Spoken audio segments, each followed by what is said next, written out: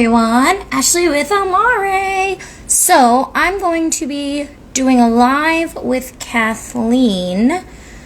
Let me invite her. Okay, I invited her. She should be on soon.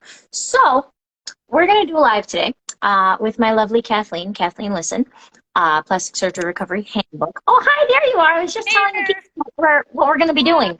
We're going to be doing a live on common compression garment questions and mistakes. We're just out here winging it. So I guess for this live, if you guys have questions about like compression garments post-op, drop them in the thing.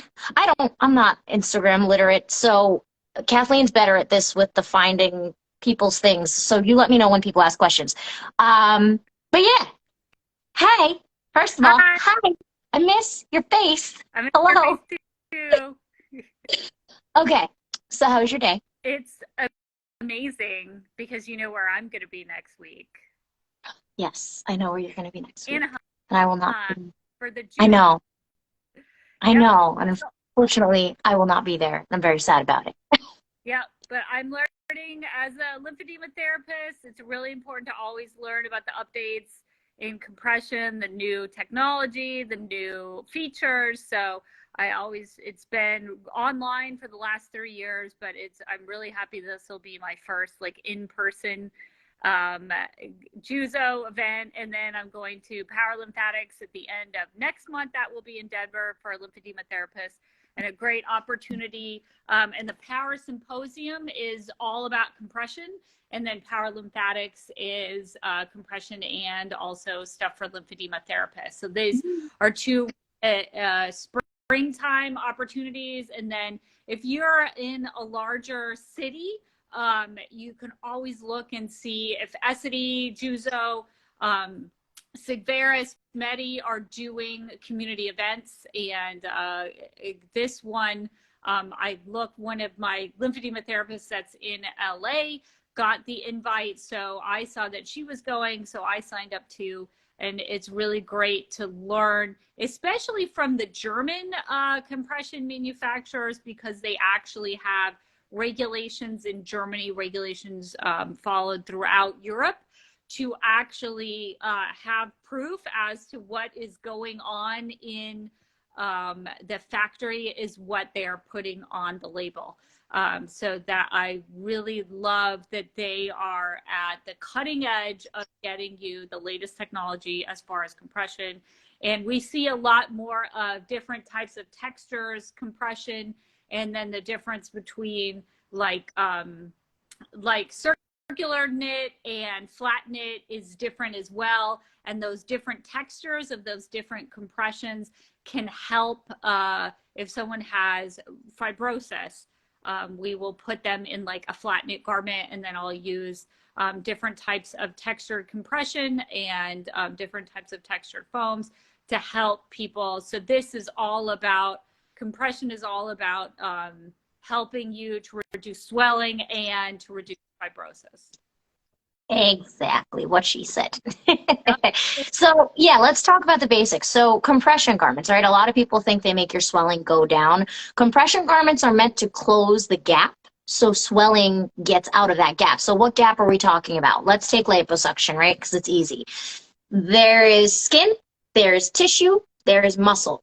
The tissue and fat in between here is being sucked out. So now that is like a void in your body. It's like an empty space. Your body's not just going to allow you to have an empty space in it. Its job is to heal. So it's going to fill it with swelling to start healing the area. Swelling is healing juices. So what compression does is it makes sure that as your swelling starts to go down, or as you start healing, that gap stays as small as it can be, so that you don't heal with all this swelling inside of you in that little void. It's called the interstitial space.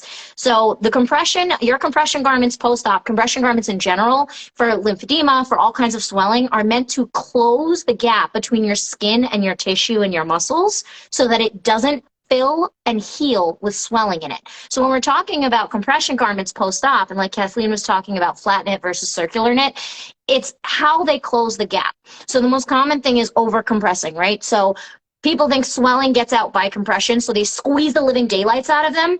You're not allowing the tissue to heal in that space because you're squeezing it so much, it's being cut off of blood supply, oxygen, nutrients, and mind you, that swelling is healing juices. You have proteins in there and all of the little building blocks for tissue, if you want to call them, that sit in that area and start laying all the things down to make the tissue nice and flat. So when we have compression that's too tight, you're cutting into that space and it's not allowing it to heal properly because it's cutting off all the flow of nutrients or the flow of your lymphatic fluid, which is swelling. So over compressing is one of the biggest problems that I see is everyone trying to squeeze themselves to get snatch. You don't need to get snatched. You already are. You just have swelling on top of your snatchedness or your results. That's what the compression garments are there for, is to get that swelling down and keep it down. So it's not meant to get swelling out. It's meant to close the gap so swelling doesn't sit on top of your results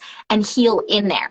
Us as lymphatic therapists, we are getting your body to reabsorb the swelling, not the garment. That's not how that works. The garment is there to close the gap, not to do the actual work of getting your body to reabsorb the swelling, which is why, like Kathleen was saying, there is a difference between when you're talking about like lymphedema and fibrosis and chronic swelling issues, there's a difference between the type of garment, the way the garment is made, there's a difference with that. It's not just like all these fajas out there are all just fajas. They're all really rigid and things like that.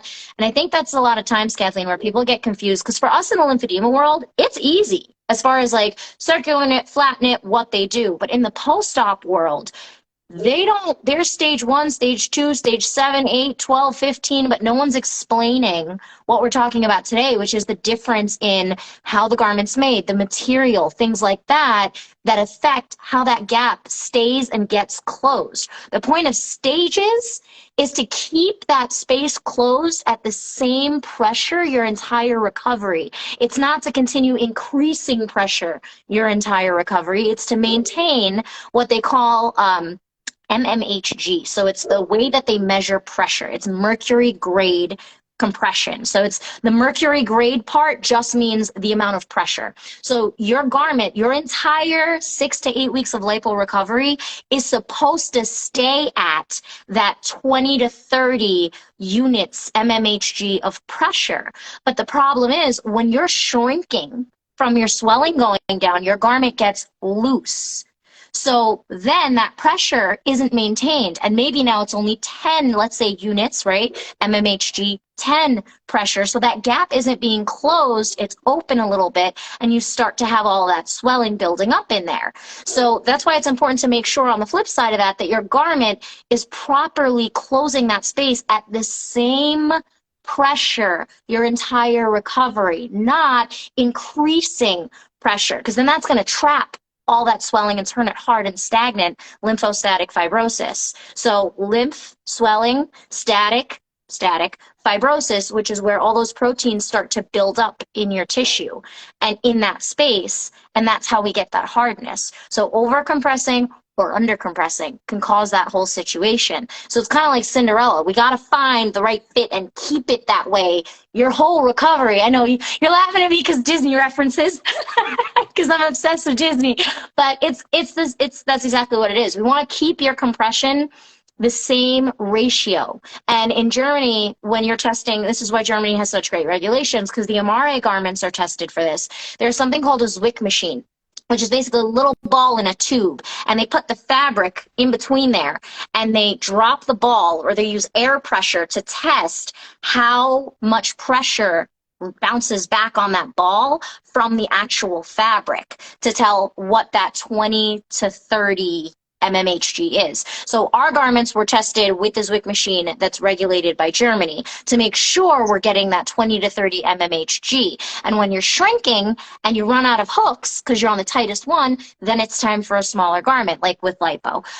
So that's how we get into the whole like 3, 5, 10 stages of garments. It's not really stages. We want to keep that same pressure. It's just you're going to need less fabric to keep that same pressure because you're shrinking. So that kind of answers the biggest question of garment super tight or garment loose situation.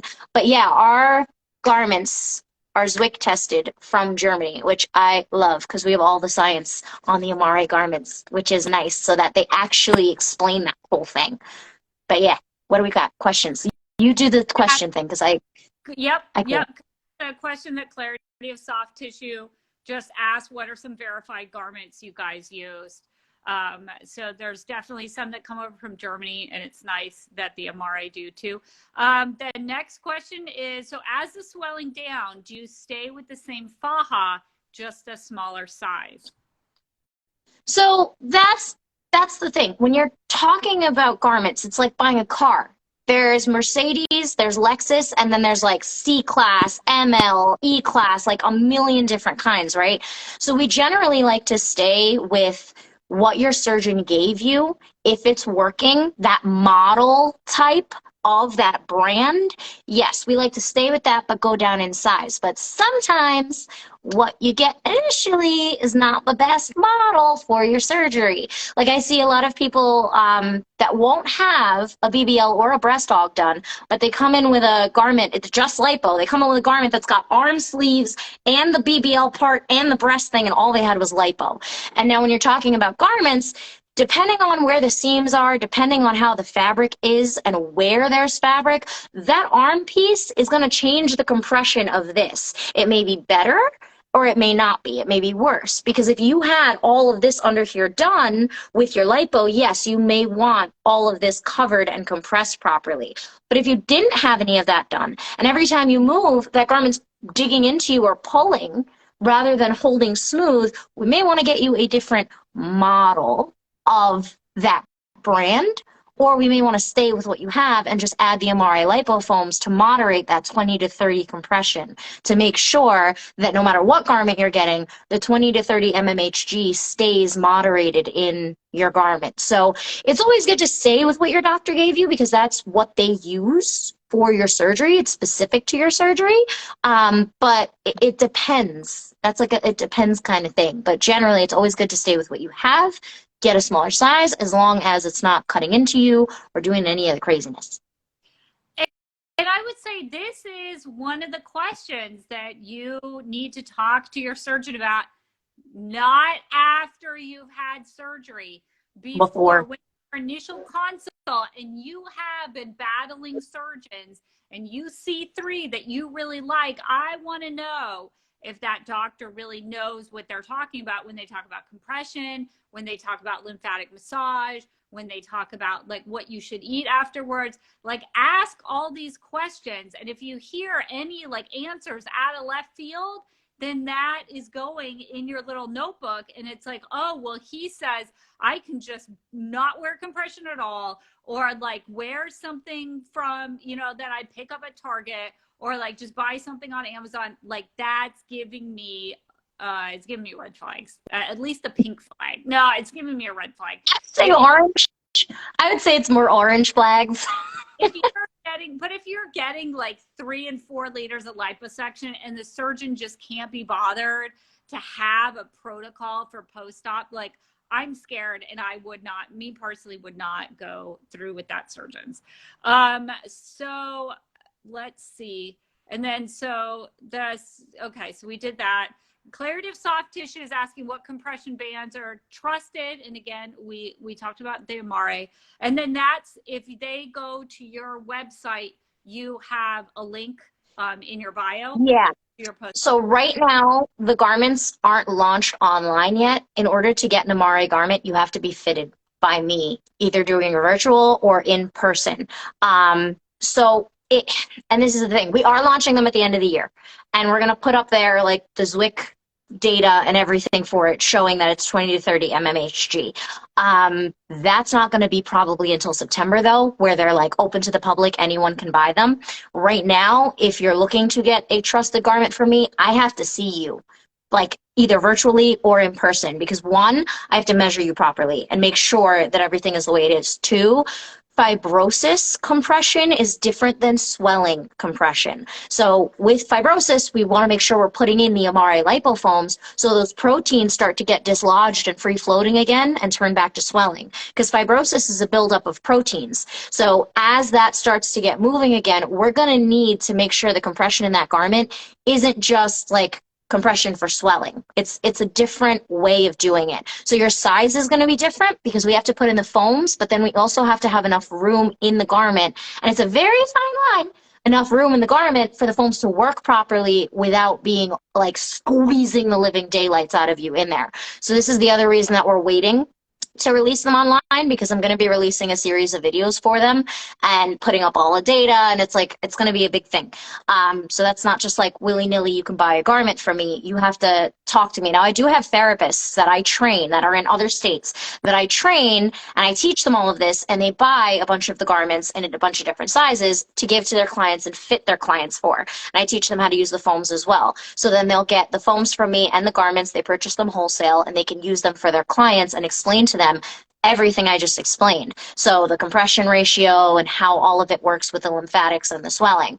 That is also something that we do now. But as far as for just like a client being able to purchase it that I've never seen before, you have to see me first, because all of that has to be explained. You know what? And that's the state of patient care. That's actually what should happen. This is will really go off the rails and have a problem. And like I was talking to someone else earlier this week, that people can open up their drawer and have like a box, a drawer full of socks that don't fit for their lymphedema because they weren't properly measured, and just invest in the correct garment. You can get like 7 garments that don't fit you, and it's not going to work as well as getting what garment that does. So everyone needs, we also need to know that something can be like 20 to 30 millimeters of mercury, but it's only that if it's in your size. You cannot say, you cannot pick your goal size. Like, I want to be a 22-inch waist. You can't wear a garment that's like an extra large. If you're a medium, you have to wear the garment that matches the body you have today. And that's what, and a lot of people are scared to make such a purchase, especially at that it's going to help you after surgery, without having input where they can have, she's on the screen, you're measuring, you're asking questions, she's answering them. You can be confident that you're getting the right garment. So Clarity Soft Tissue asks, how many garment changes do you usually see with clients? I usually see 4 fajas. I see clients mostly after skinny BBLs where it's like 2 or 3 liters of liposuction. So I think it may be more garments if it's more liposuction. But usually they'll walk in with the garment that their surgeon comes in. And then about 7 to 10 days, they'll be smaller enough to go down a size. And then about like 3 weeks, it'll be a smaller size. And then it's either they can get that garment altered, or they like their results at like 5-6 weeks, because that's when the doctor kind of wants you to taper off the garment wear. And again, this is 2 liters of liposuction with the Brazilian butt lift, 2.5. And then it's either you get that garment altered, or you love your look, you're only wearing it like 8 hours a day. And then I'm like, great, let's just wean you off. And then what I want you to not have is like 15 different garments, because you do not have a diagnosis of lymphedema. You do not need to be in compression for the rest of your life. Going and getting liposuction should not be a sentence of having to wear compression every day for the rest of your life, because I deal with people with chronic illness all the time, and it is not something that you want to have to do anything that makes you have to wear compression every day for the rest of your life. So how many do you see? I agree with that. Now, here's the thing. You see like this many populations of surgery. I see like this many populations of surgery. I see everybody. So when you're talking about lipo, you're going to keep closing that space. right? Because your swelling is going to come out and that space is closed. Swelling is going to come out, space is closed. I've seen 5 liters of lipo where we've gone through 6 garments. I've seen, like you said, a liter or 2, and this is just lipo, a liter or 2 where we've gone through 2 or 3 garments, right? Yep. Because it's just going down. Now, when we're talking about a BBL, because this is one of the most popular surgeries, like Lipo 360, BBL, when we're talking about that, you are not flipping garment sizes like that. That's not, your butt is not changing size. Your butt is staying the same size. Your waist may be shrinking. Your butt, we do not want to crush at all. Well, exactly, right? That's the problem, is everybody's like squeezing themselves into these garments and you're killing the fat before it has those blood capillary connections. And by the way, side note, feeding the fat does not mean eating fat. It means the blood capillaries making their way to the fat to supply the fat cell with blood by eating avocados and omegas and greens and things like that. You are feeding the fat. You don't need to be eating fat to feed the fat. That's after surgery, not in recovery. That's way after, when you're trying to make sure your body is not burning actual fat.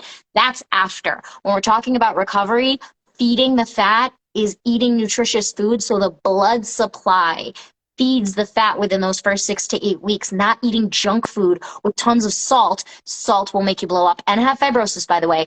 Tons of salt and you're swelling like crazy. Then you're going to mistake your BBL, what's actual fat, for swelling because your butt is so swollen from the salt, the caffeine, the junk food, not actual fat. And that's why people's BBLs take forever to heal.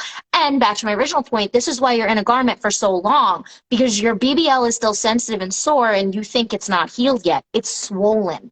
So when we're talking about a garment, we do not want to be squishing. If you've had lipo and a BBL, you're probably only getting 2 garments, one right after surgery and the next one after that, because that BBL needs to stay the same size and heal. We're not crushing it. So what do we do about the waist then? Because your waist is going to shrink like 3 or 4 garment sizes. You have lipo.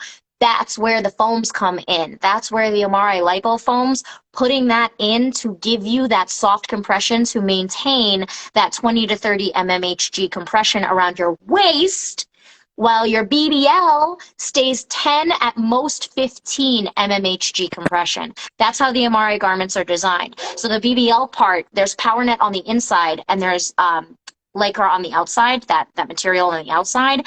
That part is graded 10 to 15 mmHg. You're not getting into anything smaller because that's going to change everything back there. So we stay in that. But the waist part, we put the foams in. Once you shrink and that garment gets too big around your waist, we put the foams in to keep that compression at 20 to 30 mmHg without crushing your BBL. So with us, you're only getting like 2 garments for a lipo BBL 6 to 8 weeks healing. Because again, we're not crushing that. With something like a tummy tuck or lipo, any surgery that is reducing without any addition, you're going to keep going down in size. And it can be anywhere from 2 garments to 4 or 5 garments, depending on how much you've gotten taken out and how much work you've had and how much you've reduced.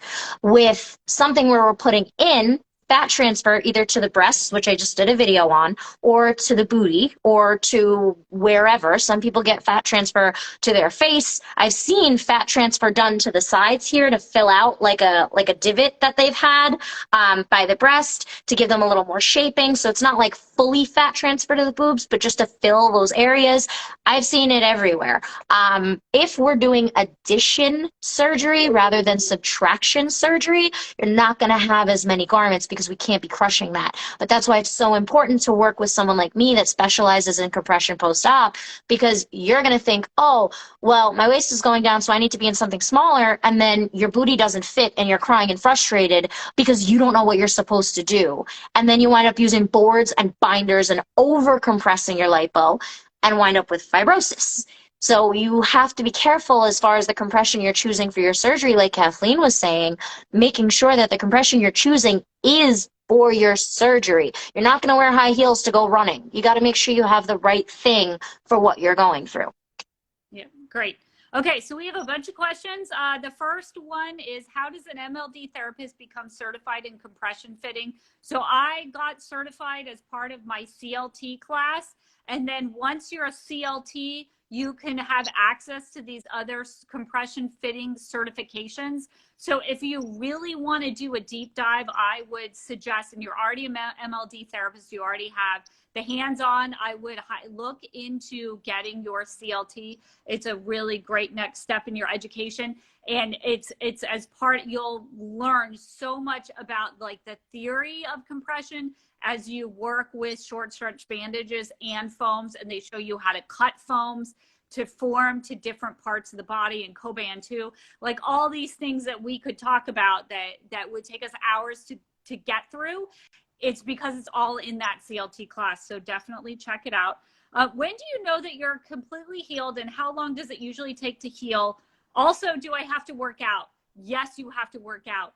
Do not fuck up your results by not working out. This is a complete lifestyle change, or else you are just going to, like, either you invest in the gym and you invest in working out, or put it in a bank account, because you're going to need to see a plastic surgeon again. Yep. Does alteration affect millimeters of mercury or pressure of the garment? Definitely. Yes. Yes. We are never a proponent for altering garments. Why? Because you're sending it to. So, Happy Alex said, fuck around and find out, Kathleen. We do not. You're taking it to a seamstress who does dress alterations and know nothing about compression. So, God forbid those seams are too tight, or if the way, so there is flat knit, right, and circular knit. So, this is the way the seams are. We're either having seams, flat knit seams on the garments where the seams are flat, or circular compression where there are no seams on your garment at all. It's the way that it's designed to knit together. Like so when you're talking, yeah, like a sock, exactly. Put on every day. It doesn't have a hem. Right. Yeah. Right. There's no lines in it. So depending on what kind of garment you have, I think there are some merino garments that are circular knit. So if you take that to a seamstress, they're just going to make seams everywhere, which is going to pull on the fabric of the garment. So let's say, because this is easier to demo, let's say we have a shirt, right? And all of this is too big, and we just pull like this. Look at what happens to the middle of my shirt. All of this is getting super compressed, and now this is getting pinched and pulled on the sides like this. Look at all of this and all of this. This isn't even compression. So when you have a shirt that just fits tighter naturally because the seams are pulled in a certain way, all the fabric lays flat the way it should. But when you take it to a seamstress and they just take out a chunk of fabric here, just like this, you're going to have tighter spots. You're going to have spots that don't have even compression.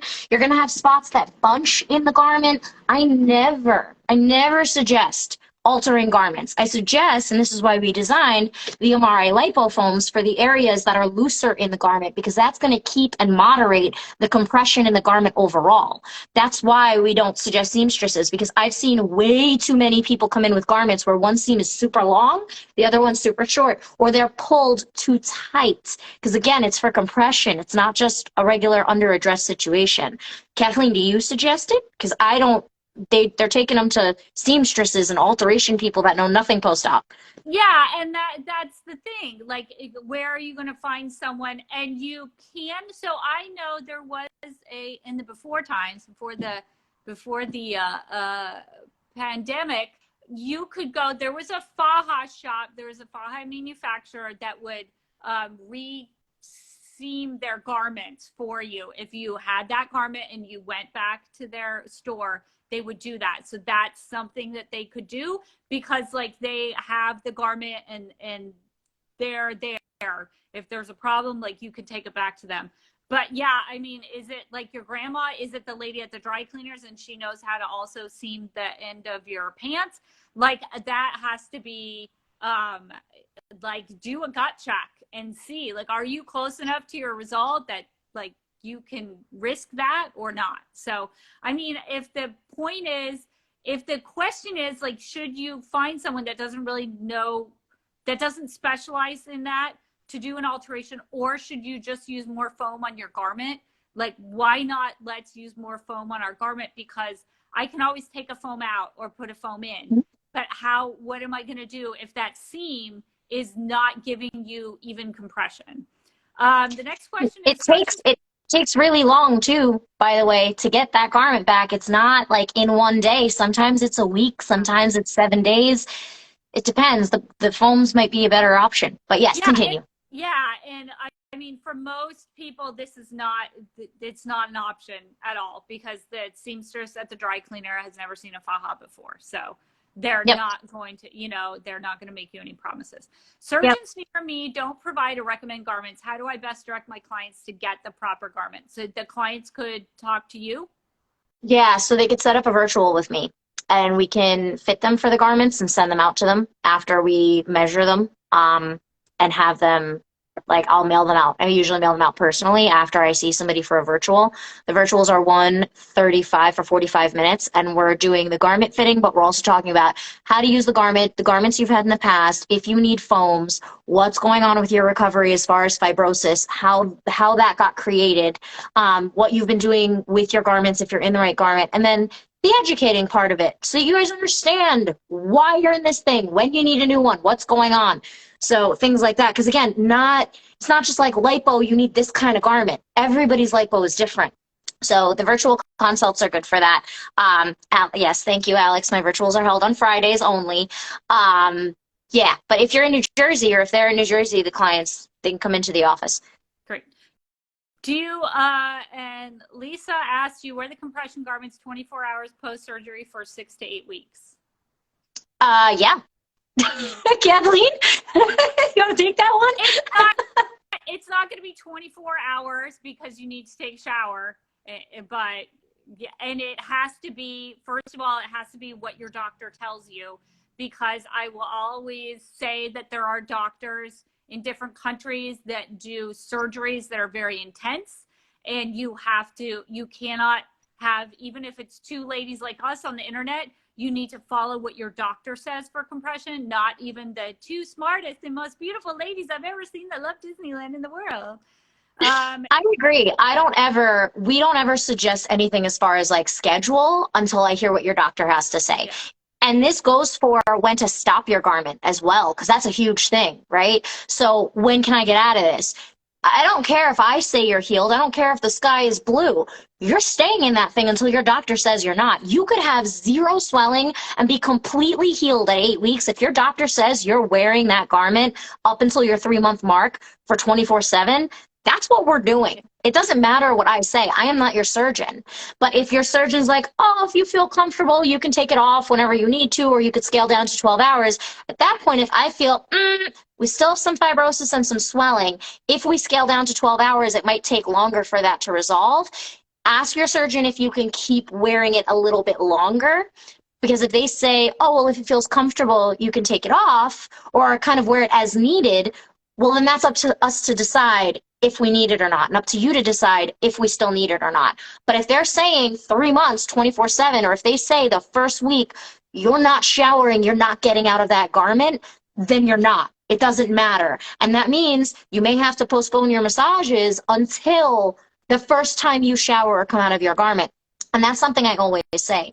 If you are not sure when to come in, and your surgeon is kind of like, oh, I don't believe in massage, or do whatever you want, doesn't matter, it doesn't really give you instructions, I usually say after your first shower or the first time you get out of your garment, then you can come in. Because then we'll have been able to get that garment off of you. You'll be able to see what's going on. Because there are a lot of people that we see that have massive garment burn after the first 3 days of surgery, schedule with me, have no idea, take the garment off, and then still try to come in.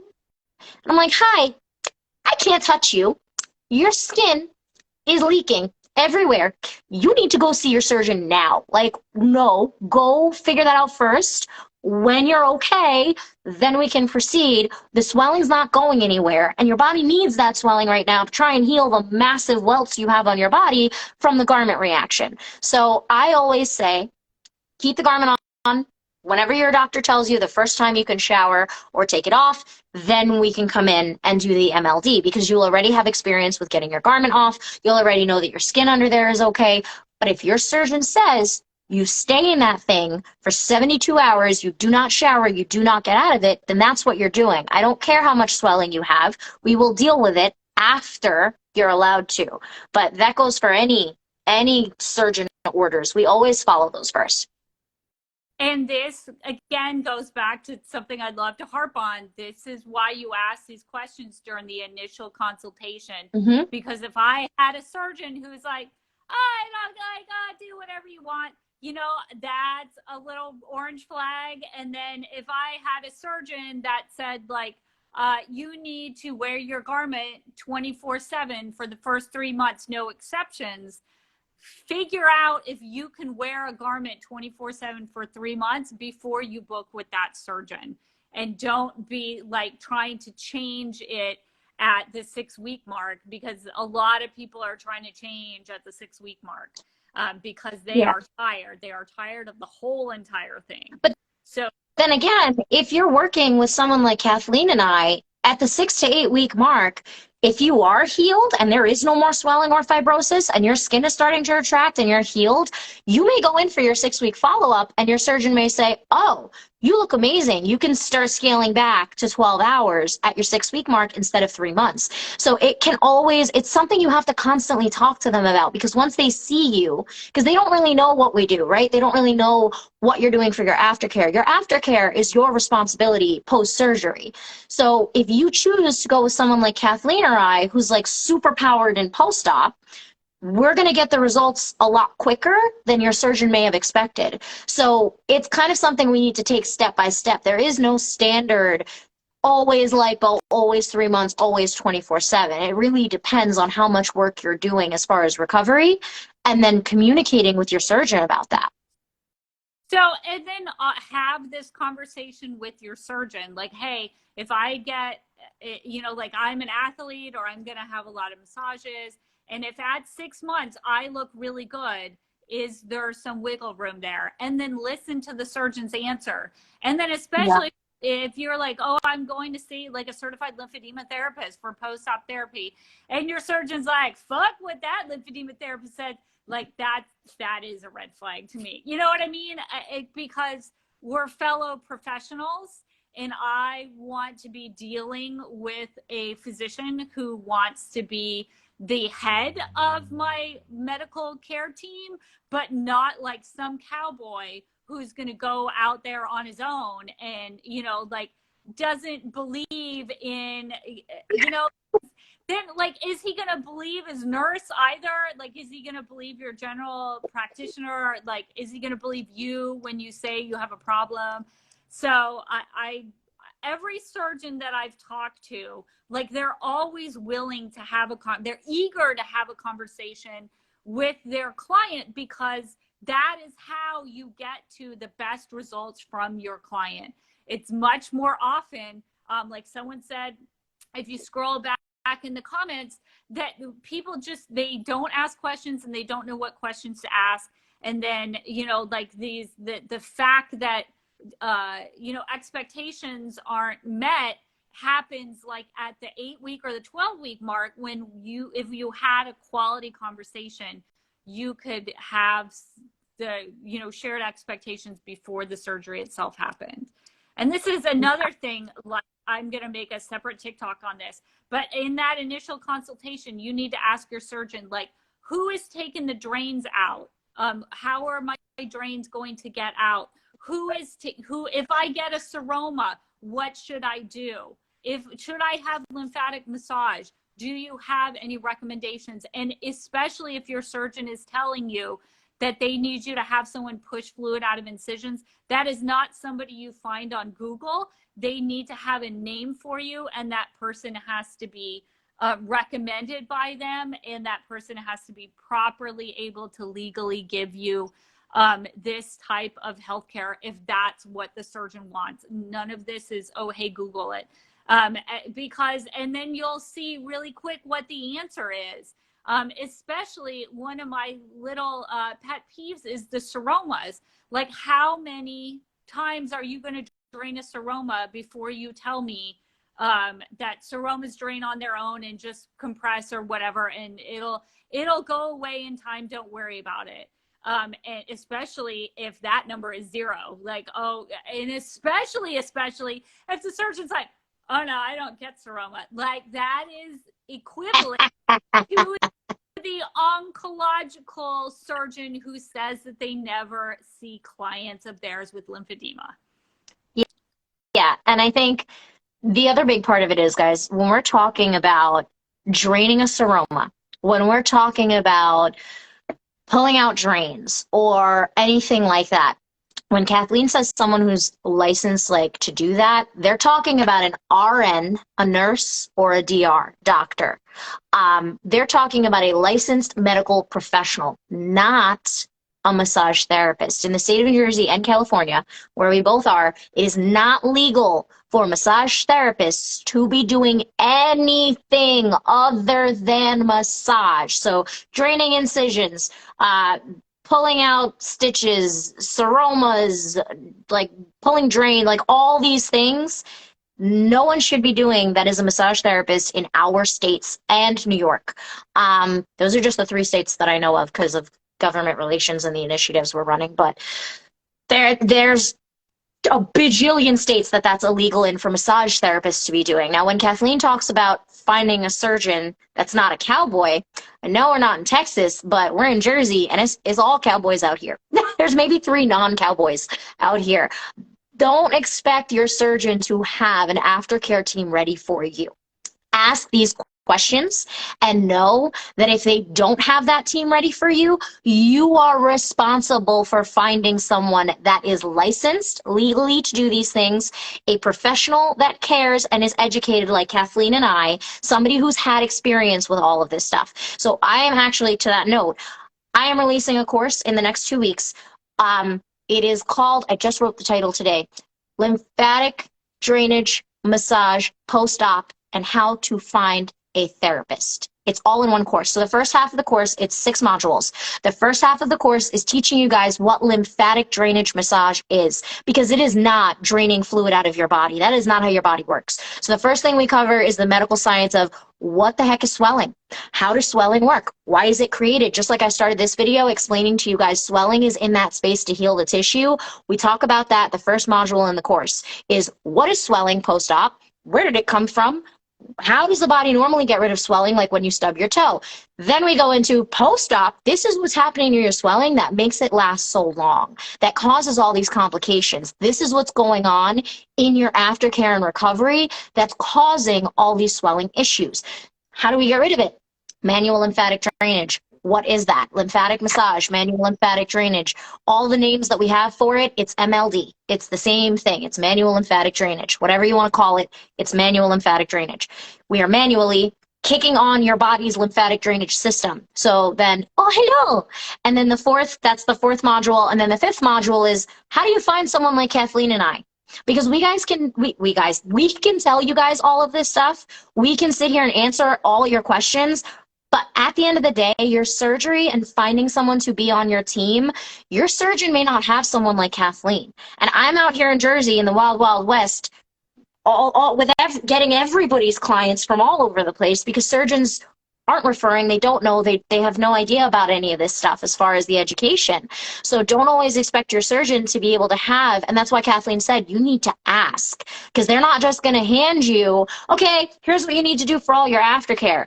You need to find somebody, which is why I'm releasing this course. So it's going to teach you exactly what Kathleen and I are talking about, compression, swelling, the basics, and then what is a CLT? What is an MLDC? Like who are these credentialed people like Kathleen was talking about that course to become a certified compression garment fitter?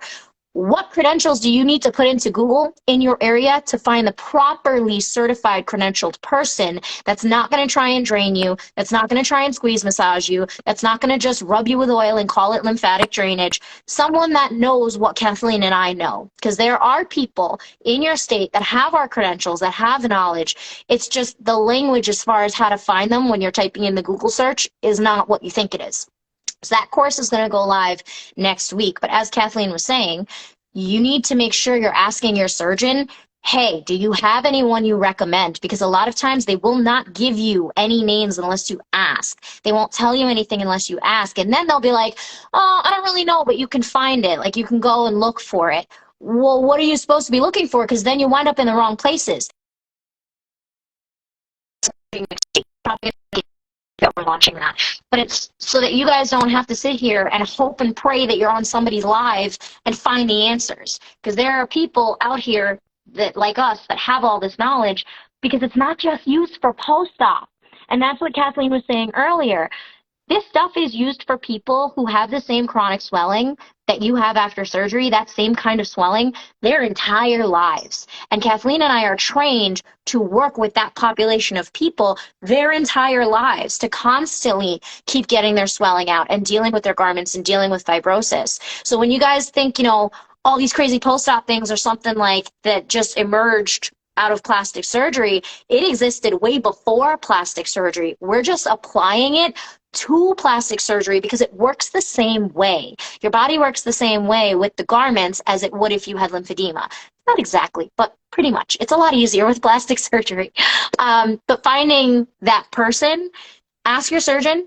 If they don't have anybody, go take my course and start looking for people in your area that are certified manual lymphatic drainage therapists, because that's what you need.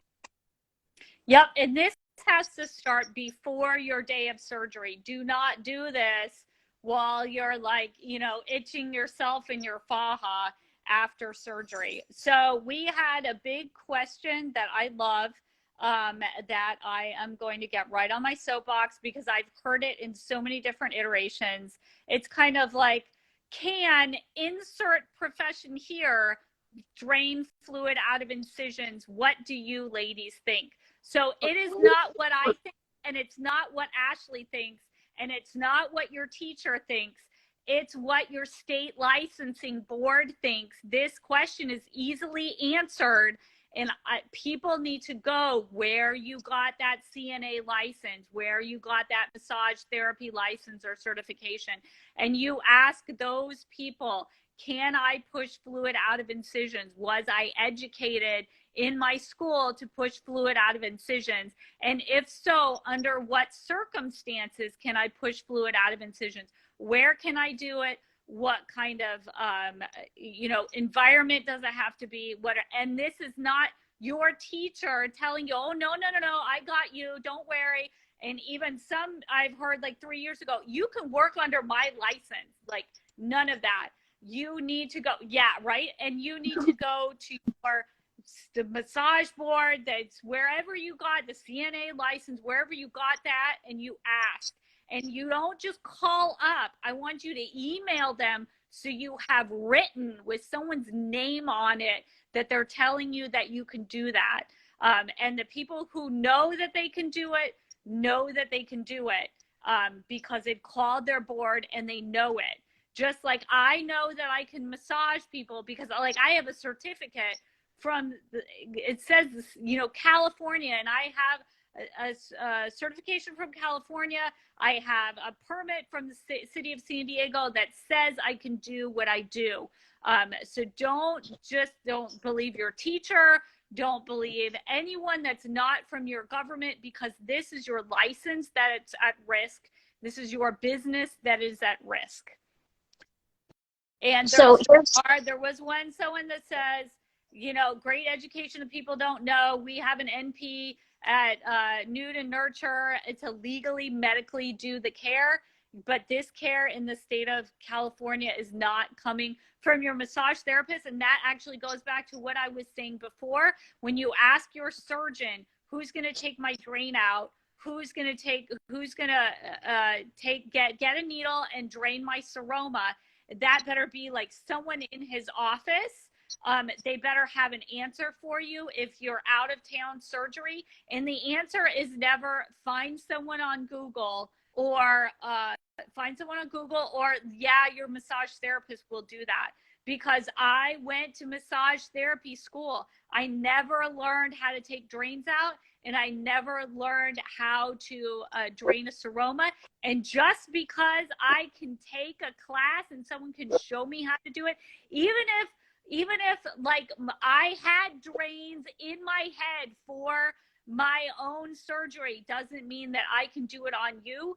And we're not it's not whether I could and whether I could do a good job. It's legally, if something goes wrong, can you get money from me to help if I injure you in a malpractice suit?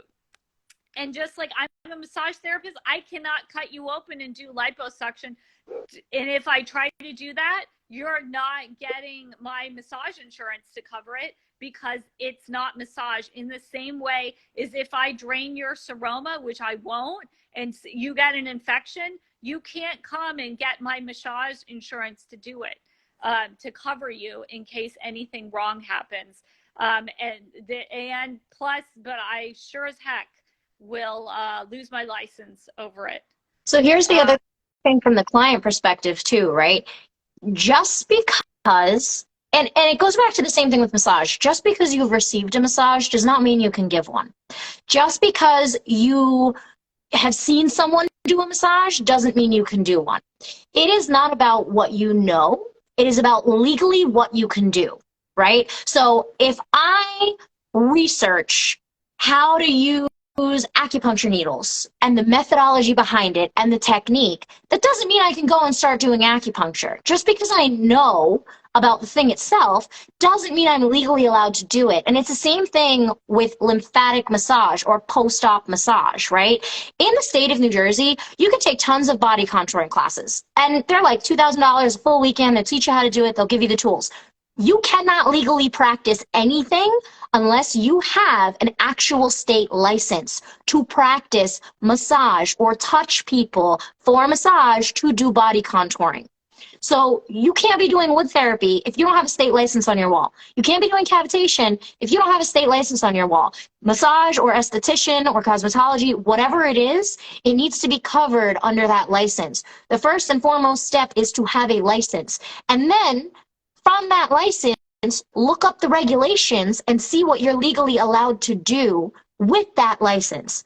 You can be an esthetician, cosmetology license, massage therapy license, and do massage therapy and lashes and, you know, whatever it's called, the eyebrow. Oh my God, I lost my whole vocabulary. You know what I mean? Micro blading. Yeah. Yes, there we go. You could be doing that and facials and massages, having your own business, but you need to hold both licenses because you cannot be doing microblading under a massage therapy license. You cannot be pulling drains under a massage therapy license. If you are a RN, registered nurse in the state of New Jersey, working in a surgeon's practice or a nurse of some sort working in a surgeon's practice, that's a different story. If you're a nurse, that is covered under your license. If you're a massage therapist, it's not. But RNs, I don't know if this is true in your state, Kathleen, but they're not allowed to do massage. They have to be a massage therapist with a license in order to do massage and be a nurse. They can only do like a certain amount of time. So, and again, it goes back to whatever license you're working under. You need to call the people in the state at your state capital that give you this license to make sure those questions. It's not the two of us. It's not even the two smartest people in the world. And it's definitely not your teacher who's going to tell you you can do everything. And it's not even, I love that you talk about acupuncture because I did an internship with a PT, and the PT was from out of state, and then he moved here, and he was allowed to do dry needling in the state he was in before this as a PT, and he moved to California, and you can't do dry needling as a PT in California. So even if you were trained and you know how to do it, you need to call in the state that you're in today that you have a license for, and that's how you know. I mean, this is basic how to run your business and not lose your license. I'm not trying to, ruin anyone's day or, rain on anyone's parade. I am a focused person. I have a license. I have a career. At this point, I have had so much education. I don't want to change my career, and I don't want you to have to change your career either. And all this investment that you've made in the business because someone led you the wrong way, because even if 8 people are in there begging and they need their seroma drain and they need their incision drain and they're putting all this pressure on you and they're screaming at you, this is still like not something you want to risk your entire livelihood under. Because if you start doing something that's outside of your scope of practice, you can run, but like there's only, so there's going to be that one client, or more often there's going to be that one competitor that they find out about you and they're going to drop a dime on you. And I don't even know if these Generation Zs know what drop a dime means. I do. But the other thing is from the client perspective, right? Because that's like the therapist losing their license. From the client perspective, if you get hurt, because this has happened where I've had people that have gone to someone who's done incisional drainage on them because a doctor told them to go get incisional drainage. I don't even know what color flag that is, but it's more than red. A surgeon told them to go get their incisions opened and the fluid pushed out.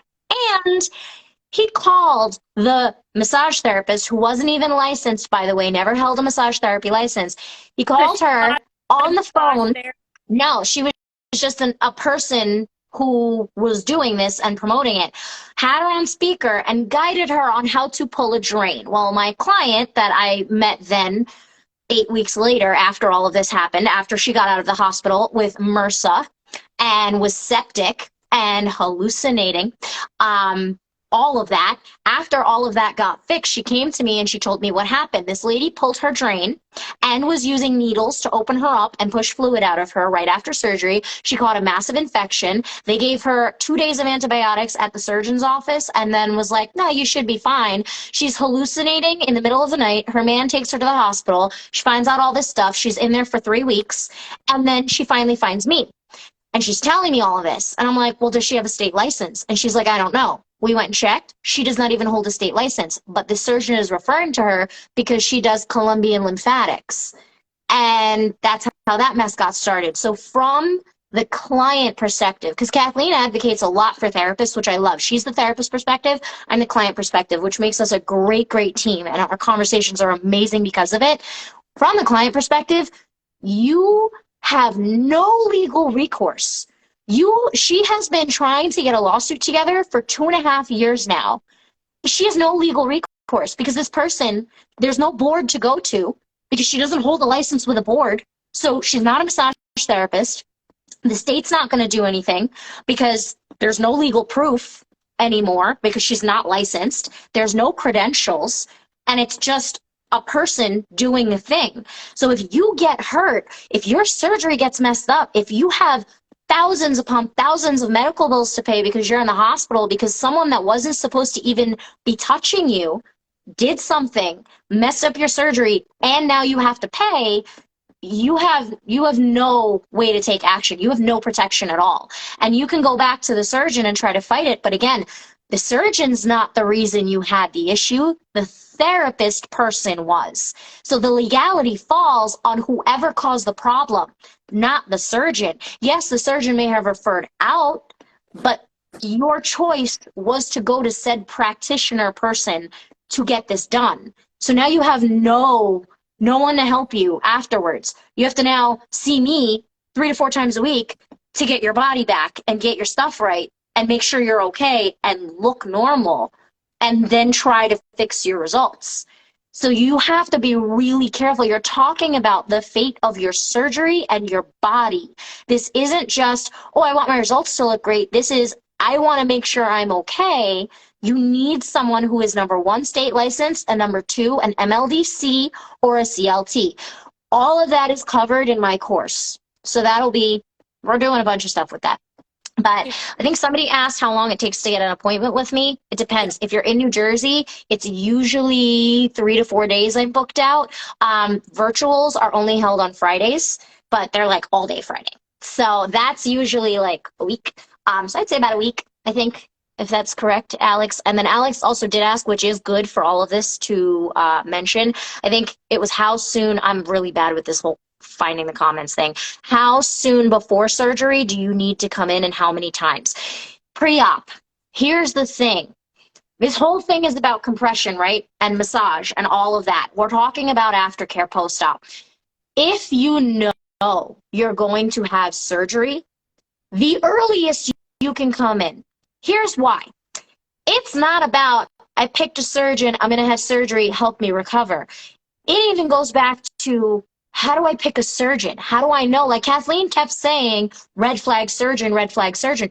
how do I even know that surgeon is a good surgeon? Yes, I'm looking at results, but when it comes to all this aftercare, like I said with my surgeon who was sending people for incisional drainage for someone who was not licensed at all, how do you even know your surgeon is a good surgeon? So if you are going to have surgery and you are trying to prepare for every facet, for garments, for swelling, for your results, for picking a surgeon, for all of it, you're worried, you're scared, you want to know about anesthesia, you have all these questions, or you have no questions because you don't know what to ask. As soon as you are interested in getting surgery and you know, hey, I'm definitely doing this, I've got like 20 grand saved up, I am doing this. I don't know with who yet, I don't know how, but I'm doing this as soon as you can.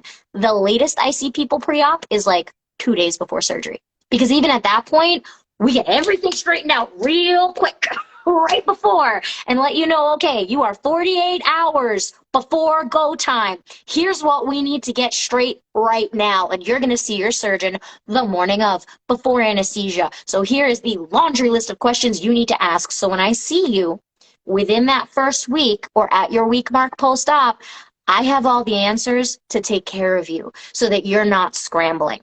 So as soon as you can come in, the earliest you can come in, or right before, whenever, even if it's post-op and you're scrambling, whenever you can, the earliest, whenever, the better. Because all of that education takes time to seep in. Do we have any other questions? That was pretty much it. Lex says thank you for the appointment question. Yay. And then, so if there's no more questions, I'll get on my soapbox one more time. So I help people. I'm a member of our caregiver coalition. So I talk to people about their caregiver experiences. So if you're a caregiver for like your grandma or your mom, and like after surgery, and like you're the dutiful daughter, and someone comes and says like, hey, like this is how you change the dressing, like this is how you monitor their medications, this is how you do all these things that sound like a nurse or home healthcare person would be able to do them. Just because you can do that for your mom when she is sick does not mean, bam, you're a nurse and you can do those same things and charge for them to someone in your state. So just because you know how to do it, just because you've been to, like she said, like you've been to 1,000 massages, doesn't make you a massage therapist. But it gets that gray area because we did do a lot of, stuff that ventures over into like home health care when we were caring for people as caregivers. But just because you can monitor and give medications to somebody that's in your family does not mean that that's not a licensed profession in your state. And just because you can do it in the family doesn't mean you can start charging for it as a profession, because your health department is going to have a huge problem with that. So that's the same thing with garments. Like, just because you sell fajas doesn't mean you know anything about post-surgery garments. Just because you're an alterations or tailor person doesn't mean you know anything about compression. Just because you took a body contouring class or a 3-hour lymphatic basics class doesn't mean you are certified to be practicing MLD or a certified CLT to be working with lymphedema.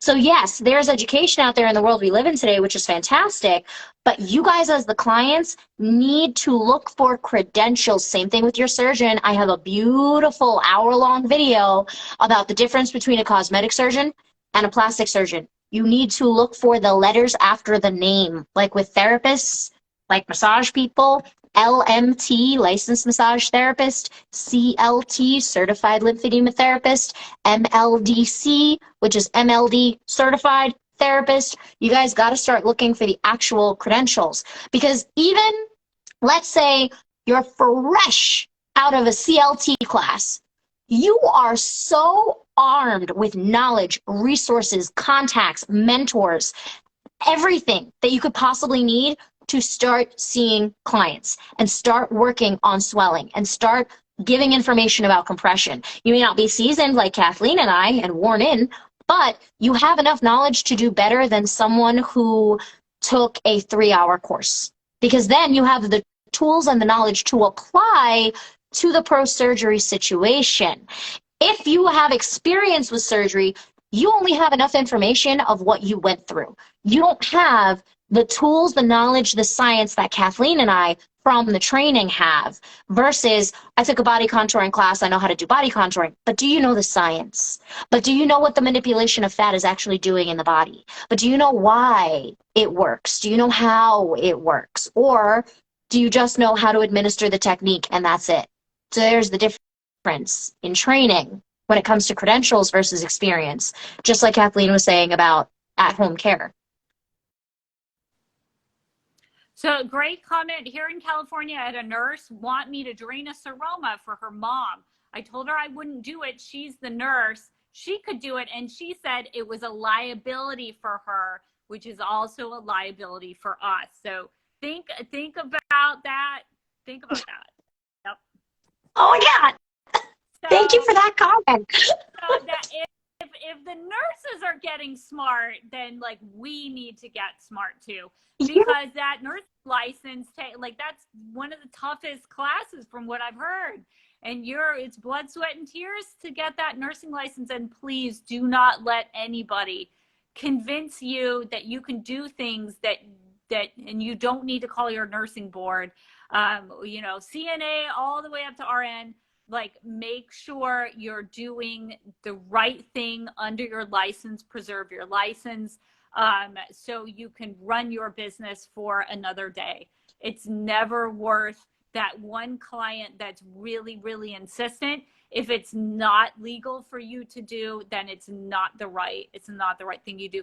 And it's happened to me. I've had people, just clients, and that's real interesting too, because it was a nurse. Now that I remember, it was a nurse too, that she wanted me to drain her incisions. And I said I wasn't legal. And she was like, she was a nurse, it was going to be all right.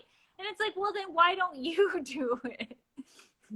So, yeah. And then the board has also stated nurses are not massage therapists. They need a referral from a doctor. So that's the other thing. Again, this is why I want you to have that conversation with your peers at your board, because this is the unusual and very interesting and fantastic thing about being a massage therapist is you can come to me for massage and you don't need orders from your doctor. And some people need orders from their doctor, that's the first thing. I learned that at a lymphedema conference where people were telling me that they were going back, CLTs were going back to get their massage license so they could do manual lymphatic drainage on clients as a private practice, because in their public licensure, they had to have orders from a doctor and they couldn't just do ongoing care. And like a OT has to use that the massage therapy license to be able to just take someone off the street and give them the massage, give them the treatment. So PTs are only allowed in New Jersey to do it if they're in a PT practice, and insurance will only cover a certain amount of units, and they have to do a referral. So if you guys are looking for post-op massage, unless you are already seeing a physical therapist, and even still they don't have experience with doing full body MLD, PTs are usually just working on certain areas for lymphedema. They're not doing full body. So they're going to have more experience with just one section. They're still going to help, but it's not going to be as in-depth of, like Kathleen said, without a referral, just walk in, get what you need, someone who's seen a lot and done a lot, because they don't need to be in that box of referrals.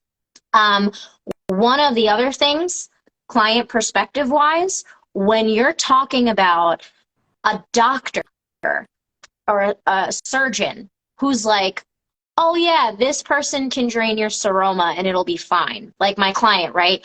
The surgeon referred her to my client. So she was like, okay, well, it's coming from the surgeon. So she's working under the surgeon. It must be okay. Like you said, your person that's doing that, ask them directly, are you licensed? Don't ask them what license, just ask them, are you licensed? And then say nurse or massage therapist or whatever, and then go Google state of blank to do massage with blank license. And you will find the regulations and the statutes for your state from whatever board that allows you to do that. Like there's so much confusion around it, but it's really easy. Ask for the license and then find out what is allowed as far as massage, because MLD is considered a massage technique. And in most states, I'm not sure about all of them, of course, but in most states, you have to be a massage therapist to be able to perform MLD in a normal setting. Like you said with PTs, they're allowed to do MLD in certain units or for a certain amount of time in the practice that they're in. Nurses have to also have a massage therapy license or MLD credentials to be able to do MLD, but need a referral from a doctor. So when you're talking to your surgeon, make sure you're finding out, okay, this person that's going to be pulling my drain, this person that's going to be doing my massage, this person that's going to be blank, what is their license? Because you need to know that. So whatever the license is, then you can go on your Google rabbit hole of research. But you got to know that first, because how many times do you hear, Kathleen, when you ask somebody, oh, were they licensed, blah, blah, blah, and they're like, oh, I don't know, I didn't check. I'm not going to go get my hair done by someone that I don't know if they went to cosmetology school. I'm not going to do that. I mean, I don't do anything else. I don't do nails or any go places to get things done, but that's the only thing. Like, I wouldn't go to anybody to get a haircut. I want to make sure you have a cosmetology license and you went to school. So it's the same thing with, especially with surgery, but you guys trust your surgeons. And when you guys are going down the Google rabbit hole to find these providers, you think, oh, well, they're listed up here as lymphatic massage. You have no idea what that is to begin with. You go in and they're rubbing you down with oil, like this thick goo, and just rubbing the living crap out of you. And they're not even a licensed person to be touching you. So whether it's nurse, PT, OT, because OTs can do MLD too, OTs, massage therapists, they have to hold a license in your state to touch you and do massage. That's as simple as it gets. Whether you're the one practicing or whether you're the person receiving, you have to have this, whatever your state license is, to be allowed to massage or touch someone, because it spreads across PT, OT, LMT, RN, LPN, CNA. It spreads across all the licenses that they can do it, but in certain quantities, in certain ways, with certain certifications. So what you want to find out is, in your state, what license does whoever need to have in order to give me massage legally? Then you go from there. And this is in your class? Oh yeah, this is all in my course. This is like this. We have an entire section on this in my course. I'm actually working on it today. But it's broken out as far as what is the difference between MLD and CLT. Like, what are the differences in training? What are they going to know as far as fibrosis, swelling, compression, the difference in training and what they're supposed to know, and like the knowledge they're going to have if you're looking for a CLT versus an MLDC. Who's allowed to pull drains? RNs, DRs, who's allowed to do wound care, like who's allowed to do all the medical stuff, what is the role of your massage therapist? Because a lot of times, again, there won't be credentials on people's websites, and you call them and all you have to go off of is what they say. And if you don't know what you're supposed to be listening for, you're going to walk in, be rubbed with oil everywhere, have your incisions expressed, and think it's MLD, and because you don't know the basis. So in that whole module, we talk about the role of an MLD therapist, or the role of your post-op therapist, your lymphatic therapist. What are they supposed to be doing? What must they have? And what should not happen during your session? If you're looking for a CLT, the squeeze massage should not happen. The oil rubbing should not happen. The machines, because in New Jersey, therapists are not allowed to use machines, massage therapists. It is not legal to use machines other than a muscle gun. And ultrasound just got passed. So that's the only other thing. But we're not allowed to be doing cavitation, radiofrequency, none of that. I actually have on my Instagram too the AMTA legal proceeding and the state board legal proceeding that we are not allowed to be using any machines, cavitation, radio frequency, anything like that as a massage therapist. That is for like a med spa RN situation. But when you guys go looking, you type in lymphatic drainage near me, you find a million listings of all these people with no credentials on their websites, and you start calling around. The biggest part of this course is questions to vet your MLD therapist, because they can sit there and tell you the sky is purple, the ocean's blue, and if you've never seen the sky or the ocean before, you're going to believe them. And that don't make sense because that's not how the sky works. But it's blue. Yeah, exactly. That's the thing. They give you enough to believe. Not purple. They make it make sense, right? Like, oh, I could see how that would make sense, but it's not real. It's not legit. It's not by the book, and it's not medical science. But it sounds kind of okay. Like everything I do, I back up with the medical journals. You know I love my medical journals. But they'll tell you just enough to make it sound good. Like, oh, your fibrosis is adhesions. It's scar tissue. We need to rake through it really hard and push it out of your incisions. That's not how that works medically, ever. But they make it sound like it's okay to make sense. So my biggest part of this, and it was supposed to just start as a PDF that you guys can buy and download, but then of course it's me, so I need to explain everything. It turned into a course, and Alex hates me for it, but it did. The biggest part of it, which you guys can buy as an add-on to the course, is the question sheet. Questions to vet your MLD therapist. Because if you ask them a question, and they're not like Kathleen and I, where they will break it down and rip it apart to make sure you understand it, they don't have the knowledge. And if I ever don't know something, I tell you, this is what I know, but let me get back to you. Because I'm going to do some further research because I have some ideas that I want to confirm before I tell you anything. Kathleen's the same way. Kathleen will tell you things straight as it is, facts, science. If you ask her a question, she'll answer with like a million different facts to back it up. But if you guys don't know what questions to ask to make sure that they're concrete in their knowledge and their training, they could tell you, oh yeah, I'm a CLT, but they may have never finished the course. They may have done just enough to know enough, but they may have never finished. Or they may have done, yeah, I'm MLD certified, and they've done a 3-hour course. They don't actually hold an MLDC or CLT credential. And I can show you guys how to verify those depending on what school they told you they were from, how to check their credentials to make sure they actually did finish the course and know what they're doing. Because there are a lot of people out there that have on their website manual lymphatic drainage certified, and it's a 3-hour continuing education. It's not a 45-hour or 135-hour course. So on that question sheet is all the important questions where if they know what they're talking about, I put the question and then I put what they should be saying as the answer. So you guys know, okay, yeah, this person sounds like Ashley. This person sounds like Kathleen. They're on the right track. They're good to go.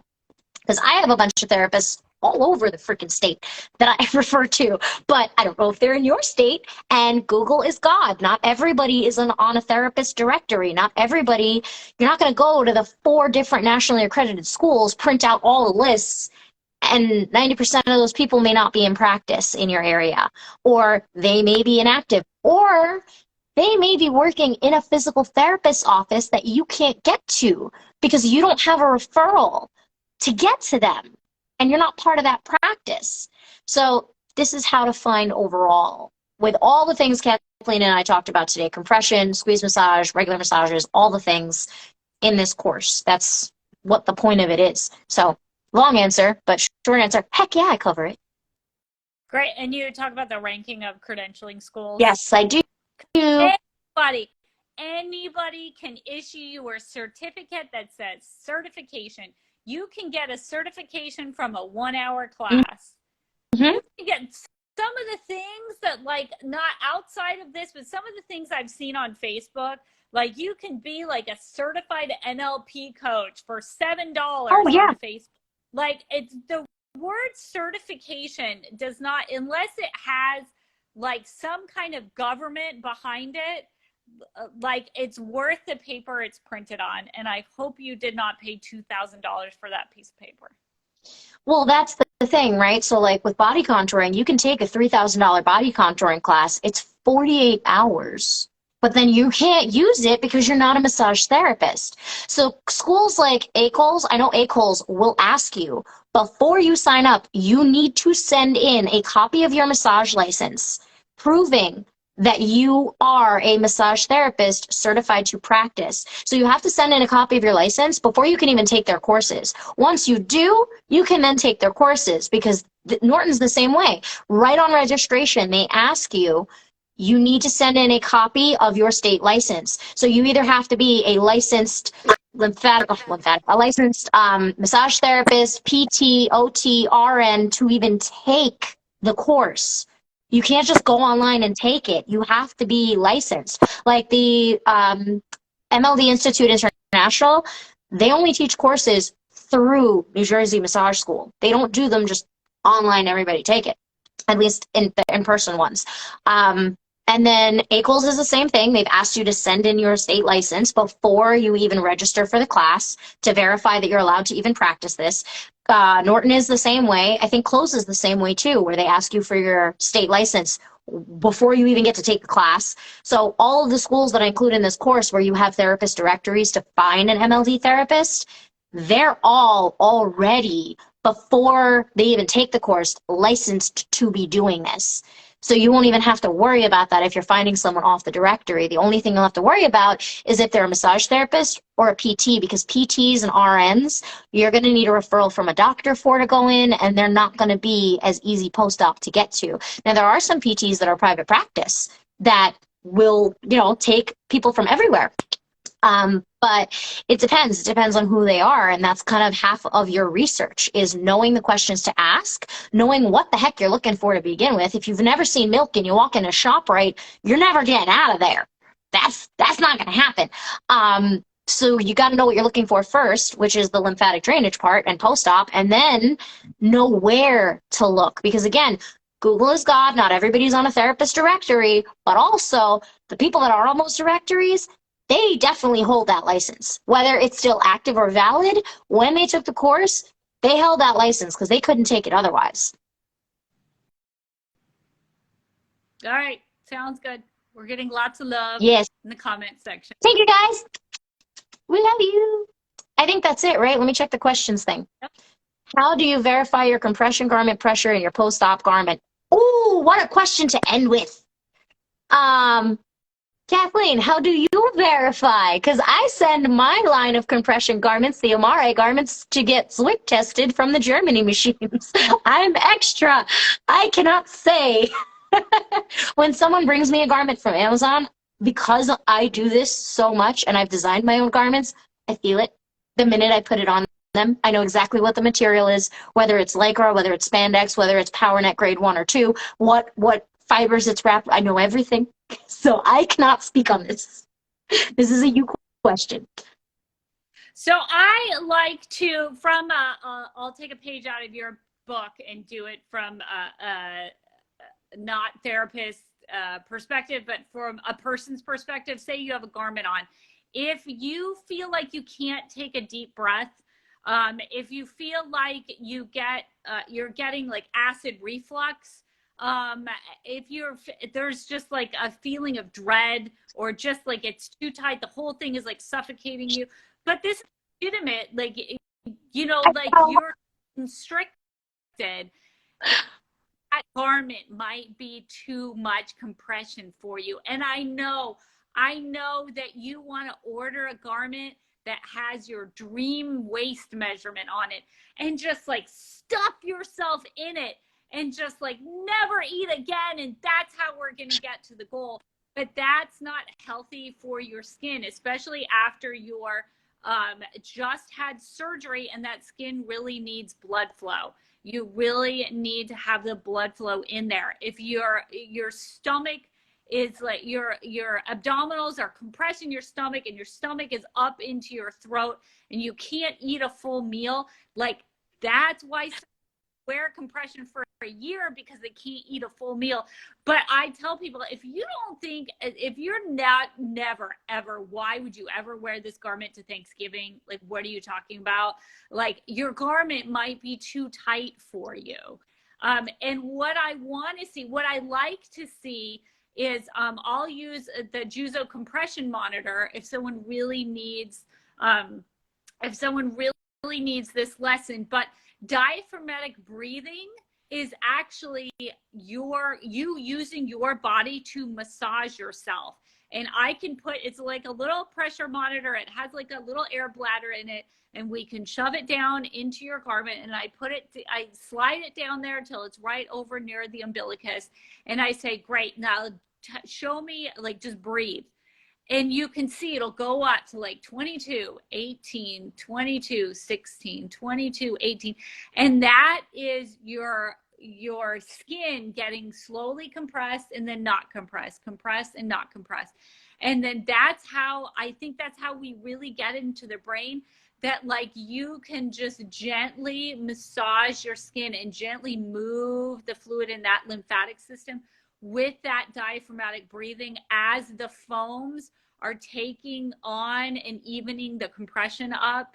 And that's why you need the garment that isn't like cuffing you, so you couldn't possibly move your inhale and like move your abdomen in and out, and you have to breathe way up here because like you don't even have any lung function, you know, below like your 7th rib, because that garment has you in like a chokehold. So I want a looser garment with some foams on it, not loosey-goosey, like we're not able to put our entire hand down. Like as soon as you're like, when they walk in at 3 weeks, and they're like, Kathy, I think I got this all handled. Like, this is great. I can get my garment on in 2 minutes. And the whole thing foams. And then I was like, all right, we might have to get you a smaller garment. So that's what I usually see. If people are walking in like all confident, they got their like own like song that they're walking into. Like it's that I'm the man from like what's his face. And they're talking about like they got this whole surgery thing figured out. Then it's probably time to add the foam garment and get that compression up. But if you're also walking in like on stilts because like you haven't been able to take a diaphragmatic breath in like a week, then that's not good either, because of the reason I told you, because your body needs to move. And then the other thing, especially like the week after surgery, if the feet are starting to swell, if you get like, and if you do, like most people will get a smaller garment. Not everyone's just going to pack the foam in, but if you get into a smaller garment and all of a sudden the legs start swelling, that butt is too small in the smaller garment, the thighs are too small, you're starting to get some swelling in the feet. That's the other key, that this garment is too small. We need to figure out with foams, we need to get you to a correct fitting garment to help you monitor and slowly keep that swelling out so your body can heal and we can get you to the result that you want. So I have a reel where I do a garment check, right? How do we know if it's too big? How do we know if it's too loose? So when we're talking about checking the garment pressure, like checking how much MMHG the garment has on the body or off the body, unless you have a pressure monitor or a Zwick machine that tests the garments beforehand and you send them out for testing, there's no real way to know. Something like, if you go on Amazon, something like compression pants, like sports pants, will say 10 to 15 sports compression, MMHG. Or something like a medical grade garment is 20 to 30. So anything that is 20 to 30 MMHG is considered a medical compression range, is 20 to 30. So our garments are 20 to 30. When you're talking about knowing if it's too tight or too loose on someone versus the brand itself, trying to measure the actual compression of the fabric, you can use, when it's on them, that Juzo machine, or you can ask the company, if they are an actual medical garment company, what grade of compression it is. Like Juzo, Job, Sigvaris, Lymphedivas, they all tell you 20 to 30 mmHg. It depends on what you're looking at, right? I don't know if Mirena has their measurements on there as far as the mercury. Do you know, Kathleen? I think so. I think they should, and I believe they're 10 to 15. I don't believe they have 20 to 30. I could be wrong about that. I haven't looked into it as much, so that's something you guys can research. But like Kathleen was saying, so 3 things to check for to know if your garment is too loose or too tight. This is where we'll close out this video. So if your garment, these are the little hookies of the garment, right? If you can get your whole hand down the front of the garment It is way too loose. That is number one. Number two, if you do this with your finger, you just put your finger in and you bend your finger like this, and the garment has good recoil, it is still compressive and it is okay. If you have to shove your finger in there and like break your finger trying to do this thing, it is way too tight. Two openings to check for with that. The one hook at the top and the hook at the bottom by the pubic region right underneath. You do that finger test. Because again, you're not yanking on the garment. It's just this. That's all you're doing. So if you bend your finger and you release and it pulls back, it's got good recoil. It's still got compression on that first hook. If you can't do that and your finger's like killing you trying to push this garment away from your body, it is way too tight. And if you go to put your finger in there, your whole hand slides down the garment, and everybody always laughs at me in session. They think I'm a fucking nut job. Excuse my French. Alex is going to have to bleep that out from the video before it goes on YouTube. They think I'm crazy because literally with the foams, if your garment is a tad too loose on that first hook, but it's not ready for the second hook, the Amare Lipo foams are meant to moderate compression. So it'll be like, the first day with the foams in, I'll be like, don't worry, when you see me on Thursday, you'll be on the third hook. And they're like, this woman is out of her goddamn mind. I don't know who she thinks she is, but this thing is not. I don't know what's going. She crazy. And then they come on Thursday, and they're like, "Look what I can do!" And I'm like, "Oh God, I needed a new garment like yesterday. I'm so sorry." Okay, and they're like, "You were right." I'm like, I know, it's a science. It's not magic or witchcraft. It's just science. That's all it is.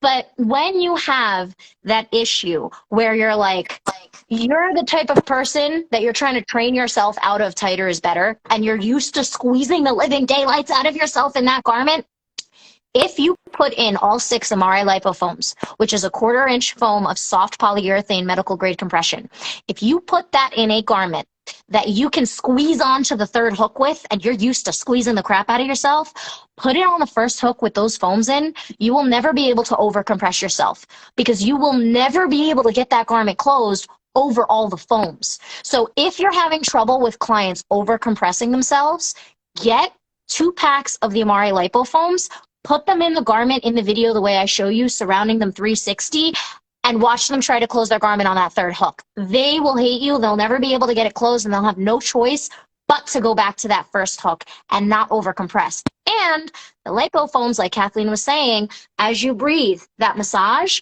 foams are used in the lymphedema community for getting rid of compression and keeping your swelling moving and stimulating your lymphatics. So these foams are an accelerant for your body to be absorbing fluid into your lymphatic system. They're not just there to get rid of fibrosis. They should be worn your entire lipo or tummy tuck recovery because they're stimulating your lymphatics when you breathe in the garment. But you won't be able to overcompress with the foams because you won't be able to get the garment closed. And when you do get it closed with the foams, like Kathleen said, that with that machine, that internal pumping is going to make the foams work twice as hard for your lymphatic system. So not only are you getting your lymphatic stimulated and like hyperdrive from the MLD, but when I put the foams in you, in the way that I put them in, mimicking the lymphatic pathways, like Kathleen said, with that breathing from your rib cage and the foams, and now you can't overcompress, it's the perfect trifecta of lymphangiomotoricity, fancy word, which I'm going to do a reel on in 2 weeks. It's the perfect trifecta of propelling your lymph fluid at 10 times its normal rate, 100 beats per minute, because now you have a garment that you physically can't overcompress. You've got foams that are constantly stimulating your swelling to be reabsorbed, and you're not cutting off blood supply anymore, so everything's going to heal 10 times faster. This is why we love the foams. And unlike most Amazon things, they are fully machine washable because you gross 8 weeks with the same foams that you haven't washed on your skin. Just a little side note. Yeah. But anything else you want to add? March is Lymphedema Awareness Month. Yes! Please. Woo! If you or anyone you love have a cancer diagnosis, inform yourself of lymphedema. Learn is a great website to start looking at. There's a lot of position papers. And it's a lifelong chronic disease. The frustration is that a lot of people have low awareness of it, especially people after cancer. And this is just something that we can do some simple risk reduction practices to lower your, improve your chances of never, ever getting lymphedema. So it's just something that it's better to be informed before rather than when you get swelling on the arm or the leg. So this is the core and the center of both of our educations, is helping people after the chronic disease of lymphedema. So Lymphedema Awareness Month, I'd love to spread that out to our community, because everyone has someone in their life, whether it's a friend or a loved one, that is touched by cancer.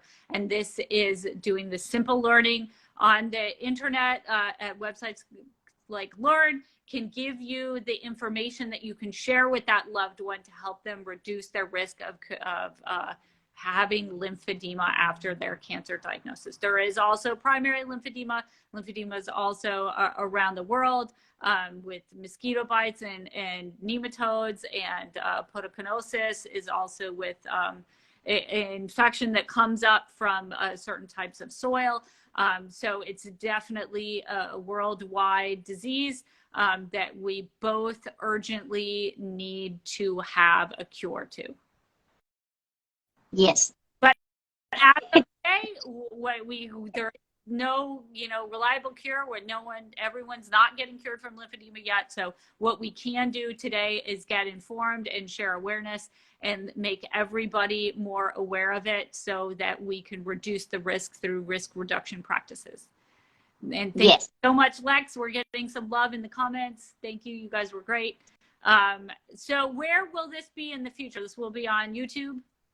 So this video is going to go on our podcast and our YouTube. It's going to go up probably Friday once Alex does her magic. Like you guys asked before, if you want to schedule a virtual with me, if you need help with garments, if you need help with fibrosis, if you need help with compression or massages or finding someone to help take care of you, call Happy Alex. And also this week, coming up, I have 2 more lives. So I have a live with Real MLD Samantha out in Chicago to talk about all of our products, not just the foams, but I'm going to break down the science behind every post-op product we offer in our shop, what it's good for, how to use it, what the normal thing you would use, like the regular arnica, what the difference between that and this post-op cream that we use that has 2 arnica plants in it, not just 1, and what the difference is between the products that you get at CVS and the products that we actually have, which are like the super powered version of what you're buying at CVS. So that is going to come on, oh God, Samantha, when is that? Is that Thursday? Let me know in the comments. I think that's Thursday at 7, I believe. And then I'm doing a live with Happy Alex soon for answering common questions that we get called about all the time that people ask, like incisional drainage and all kinds of things, and the answers to them. So that's another live that's going to be coming up soon. That will be on the podcast and the YouTubes as well. Our course, yes, that post-op shop live is Thursday. Thank you, Samantha. At 7. That course that I'm launching to everything you need to know. I did all the research for you. Everything you need to know about lymphatic massage post-op and finding a lymphatic therapist. That course is going to release in the next 2 weeks. So that is currently being recorded. This week, it's going to be posted on Teachable, like Kathleen has her courses posted on Teachable. It'll be posted on there. The link will be in the bio. I'll do a whole YouTube video about it, explaining everything about the course. I'll do a bunch of reels about it. I'll keep mentioning it in all these videos that I do. You guys will know when that launches. And how to get access to it. So that is coming up in the next 2 weeks as well. If you want to get your products now to start working with the foams for the garment and things, Amare Post-Op Shop, link is in the bio. And if you want to set up a session with me, virtual or in New Jersey, Highland Park or Elizabeth, 732-841-0142. Call the office and speak to Alex. She can answer questions about, should I come in now or should I wait? What do I need to wear? How many times would I need to come in and things like that? Well, that she won't be able to answer. That's me. But all the general questions about what's going on during the massage and all that stuff, she can answer. She is the scheduling coordinator. So give her a call, 732-841-0142, and she can help you with trying to set up with a session with me. If you DM us, we will not respond. If you email us. We will not respond. We will tell you the same thing every time. Call the office. We need to actually speak with you. So there's all of that. I don't know what happened to Kathleen. I think she disappeared. Okay. Well, this was great, guys. I will see you all later. Ashley with Amare.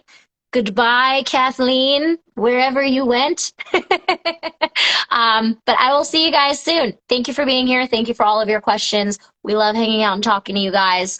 And